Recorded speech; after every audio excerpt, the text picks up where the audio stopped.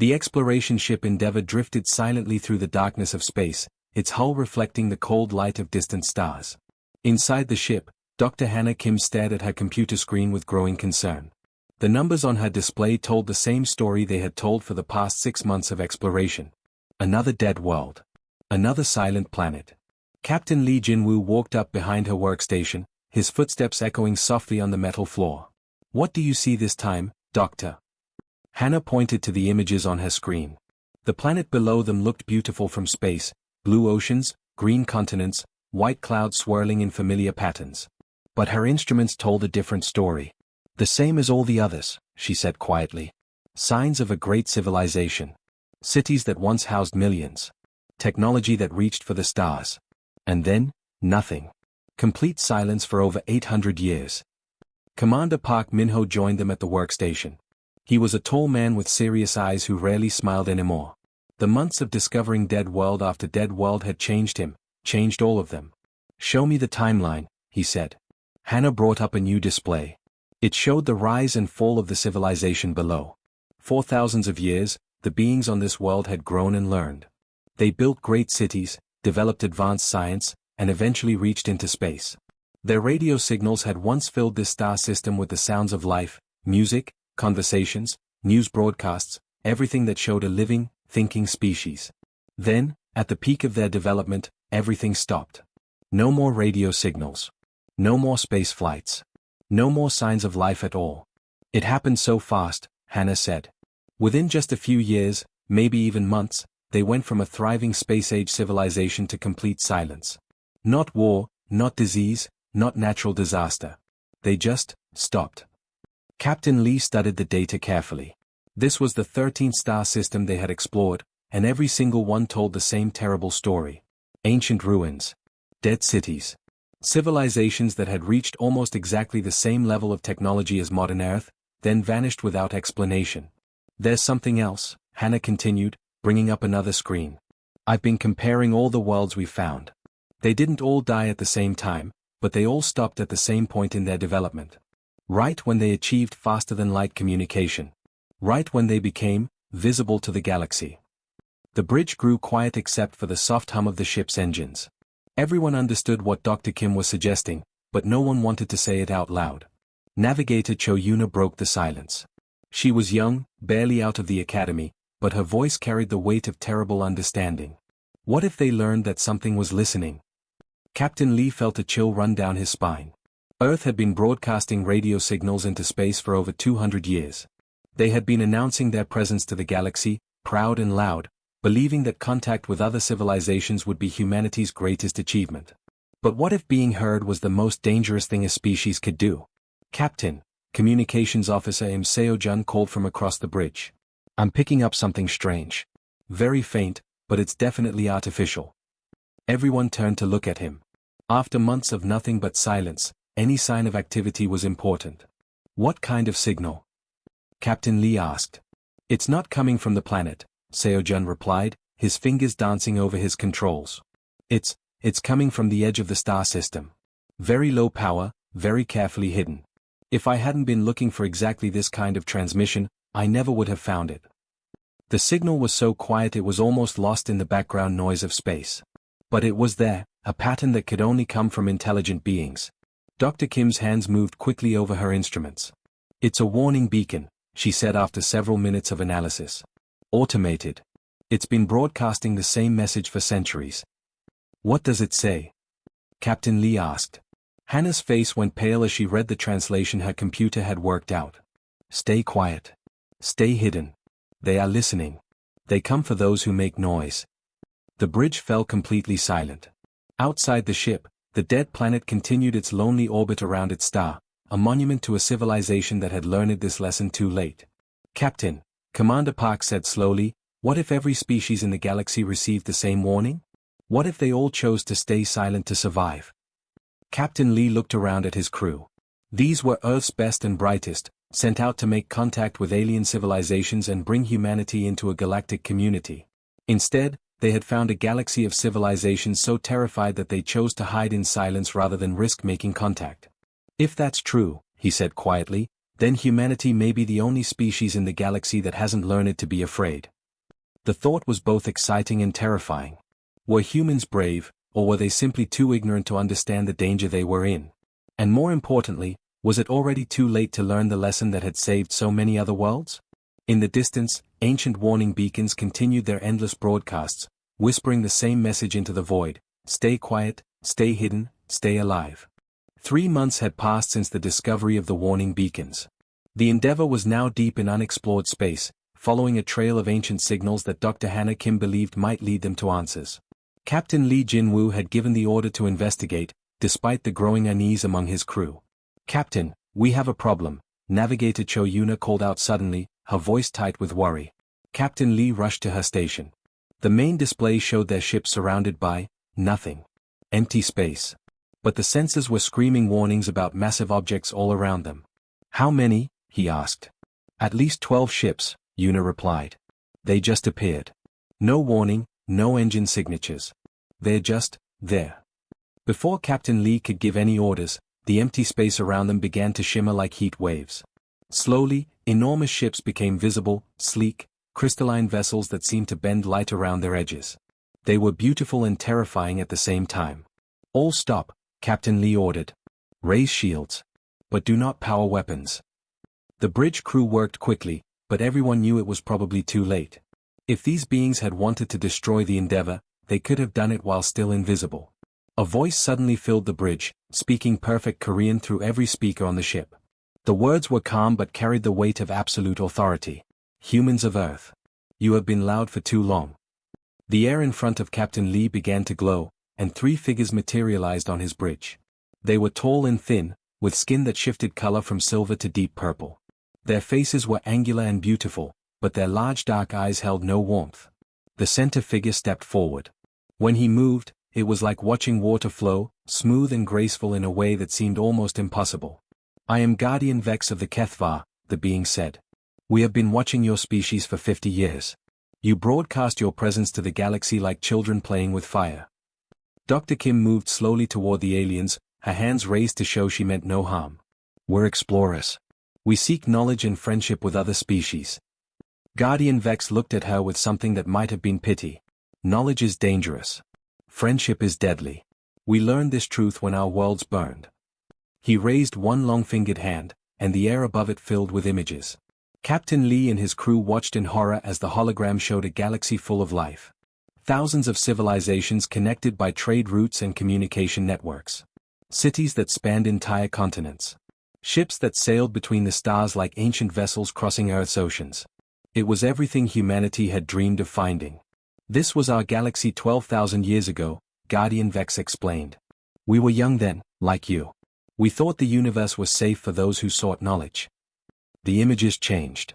Dark shapes appeared at the edge of the galaxy, things that seemed to eat light itself. As they moved inward, star systems began to go dark. Not destroyed, but consumed completely, as if they had never existed. "The Devourers," Guardian Vex continued.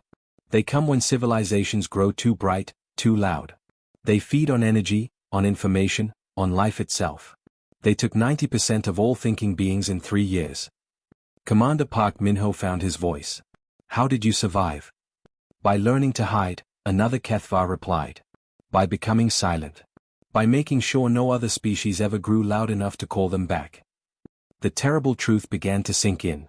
Captain Lee felt his stomach turn as he understood. "You've been keeping civilizations primitive on purpose." "We protect them," Guardian Vex said firmly. "Just as we protected thousands of others over the centuries. When a species reaches the point where they might attract attention, we intervene." Dr. Kim stepped closer, her scientific mind still working despite her fear. "The dead worlds we found. You destroyed them." "We saved them," Guardian Vex corrected. "Better to die quickly than to suffer what the Devourers bring. Better for a few million to die than for the entire galaxy to burn again." The hologram changed to show Earth, blue and green and beautiful, covered in the lights of human cities. Radio telescopes pointed toward the stars. Space stations orbiting like tiny jewels. Spaceships carrying humanity's dreams to other worlds. "Your species has grown too loud," Guardian Vex said. "You have built faster-than-light communication. You broadcast your location across dozens of light years. Soon, if you continue, you will attract their attention. Captain Lee felt anger rising in his chest. So you'll destroy us to save us? If necessary. The Kethvar's voice remained calm. You will return to your homeworld immediately. You will dismantle all interstellar technology. You will live quietly on your single planet, and you will survive. This is mercy. And if we refuse? Commander Park asked. Guardian Vex gestured, and the images changed again. This time they showed human colonies, Lunar Station, the Mars settlements, the research base on Europa. Then they showed those same places burning. Then we will do what we have done 1,000 times before, he said simply. We will save your species from itself, even if you do not wish to be saved. The bridge fell silent except for the hum of the ship's engines. Around them, the Kethvar ships waited like patient predators. You have 1 week to begin your withdrawal, Guardian Vex announced. We will be watching. The three figures dissolved like morning mist, leaving the human crew alone with the weight of an impossible choice. Outside, the Kethvar ships faded back into invisibility, but everyone knew they were still there. Still watching. Still waiting to see if humanity would choose survival or destruction. Admiral Sung Yuna stood in the ruins of what had been Lunar Station just 3 days ago. The twisted metal and broken glass floated silently in the vacuum of space, a graveyard of humanity's dreams. Through her helmet, she could see Earth hanging in the distance like a blue marble, still beautiful despite everything that had happened. The Kethvar had kept their promise. When humanity refused to abandon the stars, the aliens had struck with terrible efficiency. 17 colonies destroyed in 17 days. 50,000 people dead. The message was clear, obey or die. Admiral, Captain Bae Sungmin's voice crackled through her radio. The emergency council is ready for you. Song pushed off from a piece of debris and floated back toward her ship. The New Hope was one of the few vessels that had survived the initial attacks, hidden in the asteroid belt when the Kethvar came. Now it served as humanity's mobile command center for what might be their final war. The council chamber was crowded with the survivors, military officers, scientists, engineers, and colony leaders who had escaped the destruction. Their faces were grim, but Song could see something else in their eyes. Anger. The kind of cold, determined anger that had carried humanity through its darkest hours. Dr. Kim Hannah was there too, her arm in a sling from the attack on the research station. Despite her injury, she had been working day and night to understand their enemy. Report, Song said simply. We've lost contact with most outer colonies, Commander Park Min-ho began. The Kethvar are hunting down any ship that tries to leave Earth's system. They want us trapped on our homeworld. Engineer Ko Tae-hyun activated a holographic display showing ship designs. But I've been studying the wreckage from their attacks. Their technology is advanced, but it follows patterns we can understand. More importantly, we can adapt to it. The display showed how human ships could be modified, new hull materials that scattered sensor readings, engine modifications that reduced heat signatures, communication systems that looked like background radiation. We can't match their firepower, Ko continued, but we can disappear just as well as they can. Maybe better. Dr. Kim spoke up from her chair. I've been analyzing their psychology from our encounter. The Kethvar aren't evil. They genuinely believe they're saving the galaxy. But that makes them predictable. They think like protectors, not warriors. And we think like survivors, Song said quietly. What do you need? Over the next weeks, humanity began to vanish. Not destroyed, but hidden. Colony ships that looked like asteroids drifted through space, their life signs masked by clever engineering. Research stations buried themselves deep in planets, connected by communication networks that mimicked natural phenomena. Captain Bae led the first successful counterattack. His ship, the Ghost Walker, looked like a derelict cargo hauler drifting through space. Old, broken, worthless. The Kethvar patrol that found it barely bothered to scan before moving on. They never saw the weapons hidden in the fake cargo containers. They never detected the crew waiting in specially shielded compartments. When the Ghost Walker opened fire at point-blank range, the Kethvar ship was destroyed before it could send a warning. As the enemy vessel burned, BAE transmitted a message that reached every hidden human cell in the galaxy: they forgot how to fight. We haven't. The war that followed was unlike anything the galaxy had ever seen. The Kethvar were used to quick, overwhelming strikes against civilizations that fought like they did, with honor, with rules, with predictable tactics. They were not prepared for humanity's approach. Human ships struck from asteroid belts and then vanished. Fake distress signals lured Kethvar vessels into traps. What appeared to be refugee convoys turned out to be heavily armed battle groups. Humans used every dirty trick they had learned in thousands of years of warfare on Earth. They're getting frustrated, Dr. Kim reported during one of their hidden base meetings. I'm intercepting their communications. They keep talking about how we fight without honor, and how we're unpredictable. Commander Park smiled grimly. Good. Frustrated enemies make mistakes. The breakthrough came when Engineer KO managed to capture a damaged HFY vessel. Working with a team of human technicians, he began the dangerous process of reverse engineering their technology. Their computers use quantum processing, he explained to Song. But the interesting thing is how they think. They're so focused on their mission to protect the galaxy that they've forgotten how to protect themselves. KO had discovered something crucial. The HFY ships were designed to fight the Devourers, creatures of pure energy that attacked directly. They were not built to handle guerrilla warfare, sabotage, or the kind of creative destruction that humans specialized in. I can reprogram their own weapons, KO continued. Turn their ships against each other. They'll never see it coming because they trust their technology completely. Admiral Song looked around the room at her officers and scientists. They were tired, outnumbered, and fighting an enemy with thousands of years of experience. But they were still fighting. The HFY think they're saving the galaxy by keeping us quiet, she said. They think they know what's best for everyone. But they made one mistake. What's that? Captain BAE asked. Song smiled, and for the first time in weeks, it was a real smile. They assumed we'd give up. They assumed we'd choose safety over freedom. They don't understand that humans would rather die fighting than live in cages. She activated the communication system that connected all the hidden human cells across dozens of star systems. This is Admiral Song to all units. The galaxy has been silent for 12,000 years. It's time to make some noise. The underwater city of New Atlantis had been hidden beneath the ice of Proxima Centauri b for 300 years. Its crystal domes housed the Zephyrians, a graceful aquatic species that moved through their water-filled homes like living art. Elder Koanash had been alive when the HFY first came to their world with their terrible choice, stay primitive and live, or grow advanced and die. We remember the stars, she told Dr. Kim through the water-filled communication sphere that allowed them to speak. Her voice carried the sadness of centuries. Before the silence, we swam between worlds. Our ships flowed like rivers through space. Dr. Kim floated in her environmental suit inside the Zephyrian Council chamber, surrounded by beings whose blue-green skin rippled with patterns of light. After months of careful searching, humanity had finally found others who remembered what the galaxy had lost. The HFY told us the same thing they told you, Koanash continued. Give up your dreams of space, or watch your children burn. We chose to hide. We chose to survive. But we never stopped dreaming. Engineer Ko Taehyun worked alongside Zephyrian technicians in their underwater laboratories.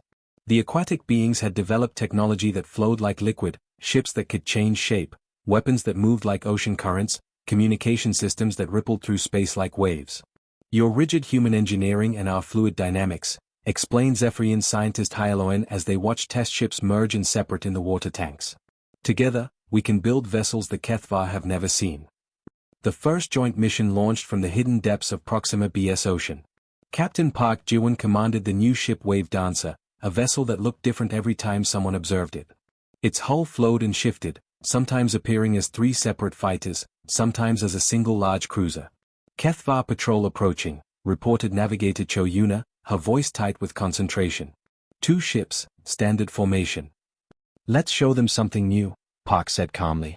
The Wave Dancer split apart just as the enemy ships opened fire. What had looked like 1 target became 5, then merged back into 3, then scattered again. The HFY weapons hit empty space while human and Zephyrian crews coordinated their attack with fluid precision. When the enemy ships were destroyed, their final transmission carried a note of confusion that would have been impossible months earlier. Unknown vessel type, impossible maneuvers, requesting immediate support. But the real surprise came from the asteroid fields of Wolf 359, where something had been waiting and watching for over 2,000 years. Captain, Communications Officer Im Seo-jun called out during their next mission, his voice filled with wonder. I'm receiving a signal. It's beautiful. The transmission was unlike anything humans had ever heard, a complex harmony that seemed to resonate through space itself. As the sound filled the bridge, geometric patterns began to appear on the viewscreen. Those are ships, Dr. Kim said in amazement. Living crystal ships. The Veltar had been hiding in plain sight, their crystalline bodies perfectly mimicking asteroids and space debris. For millennia, they had remained motionless, appearing to be nothing more than floating rocks. But now they were awakening, their crystal ships singing with harmonious frequencies as they took their true forms. Commander Seo Hyun-woo watched in wonder as hundreds of crystal beings emerged from the asteroid field. They're gorgeous. Like flying cathedrals made of light. The Veltar communication came through musical tones that the ship's computer slowly translated. We are the Veltar. We have waited long for the silence to break. We joined the song of resistance. The three species worked together with surprising harmony. Human adaptability, Zephyrian flow dynamics, and Veltar crystal technology combined to create something the galaxy had never seen, a truly cooperative fleet. Sergeant Moon Jae-min led the first joint ground assault on the Kethvar monitoring station orbiting Kepler 442. Human marines in powered armor, Zephyrian flow warriors in liquid suits, and Veltar crystal singers worked as one unit. The Kethvar defenders, trained to fight individual species with predictable tactics, found themselves overwhelmed by the coordinated assault. But it was what they found in the station's databanks that changed everything. These aren't conquest records, Dr. Kim said as she reviewed the captured information. These are medical files? Psychological profiles? The data told a story that none of them had expected. The Kethvar weren't conquerors or tyrants. They were the survivors of the first Devourer attack, a species so traumatized by what they had witnessed that they had dedicated their entire civilization to preventing it from happening again. They watched 90% of all life in the galaxy die, Dr. Kim explained to the Joint Council. Their homeworld was one of only a few dozen that survived. Every Kethvar alive today carries the genetic memory of that horror.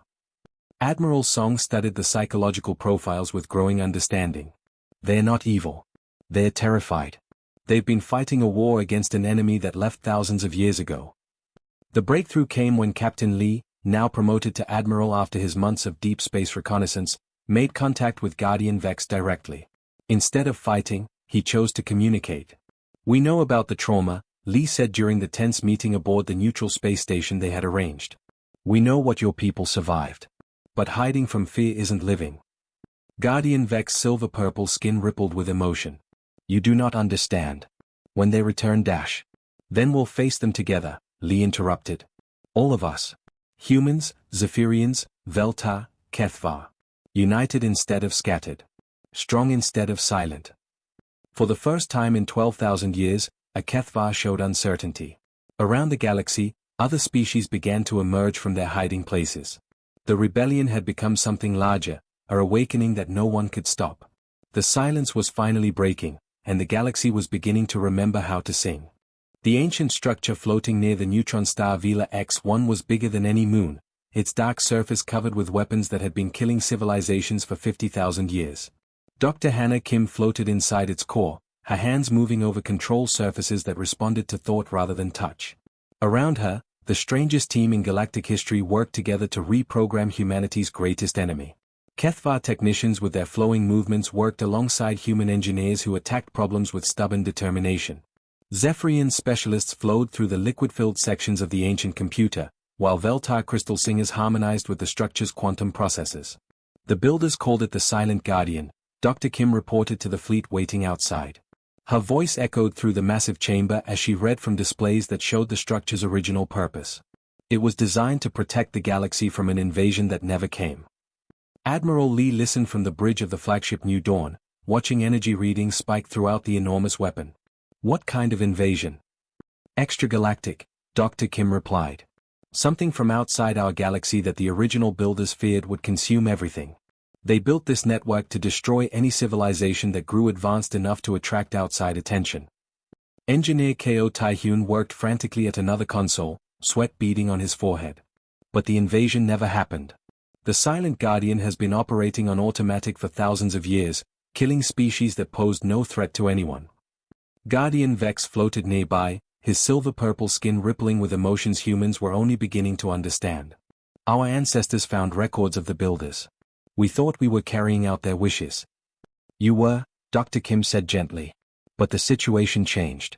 The threat they feared is gone, but the weapon kept working. Zephyrian scientist Hyaloin flowed through a water-filled tube to reach another section of the control system. The central processor is responding. I can feel its confusion. It has been waiting for new orders for so long. The work was dangerous.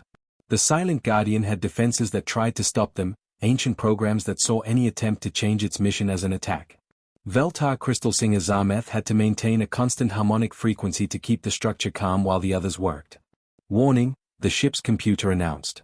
Energy buildup detected in Sector 7. The structure is preparing to fire. That's the automatic defense system, KO shouted over the growing hum of charging weapons. It thinks we're a threat. Captain Bae Sungmin's voice came through the communicator from his position in the outer ring of the structure. I can see the weapon ports opening. This thing is about to try to kill us all. Dr. Kim's hands moved faster over the quantum controls. The ancient system was vast and complex, but she could feel its core programming like a living thing. It was afraid, she realized. The Silent Guardian was terrified of making a mistake, of letting something dangerous survive when it should have been destroyed. It's not evil, she called out to the others. It's just scared. It's been alone for so long, making life and death decisions without any guidance. Guardian Vex moved to another control station, his long fingers dancing over surfaces that his people had studied for thousands of years but never understood. Perhaps we can give it what it has been seeking. What's that? Admiral Lee asked. Purpose. Real purpose, not just fear. The energy readings climbed higher. Outside, the Silent Guardian's weapons were almost fully charged. But instead of trying to stop the defense system, the team began to work with it. Show it what we've built, Dr. Kim suggested.